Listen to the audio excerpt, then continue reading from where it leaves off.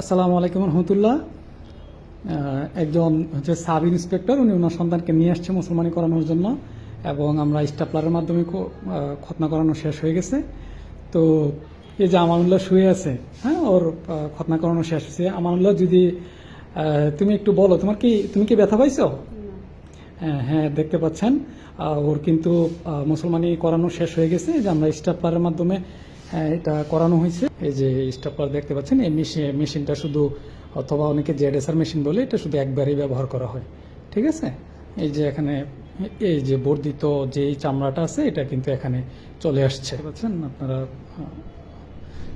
এই যে যে ইয়াটুকু এখানে যে সিলিকন রিং থাকে, ওইটা হচ্ছে ওইখানে আটকে ধরে আছে। আর হচ্ছে বর্ধিত চামড়াটা একটা শুধু, আমরা মনে করেন এই যে এটা এটা দেখতে পাচ্ছেন, এই যে এখানে শার্প কাটিং একটা রাউন্ড, হ্যাঁ, ইয়ে আছে। এটা দিয়ে যখন আমরা একটা চাপ দিলে 10 সেকেন্ডের ভিতরে এটা শেষ হয়ে যায়।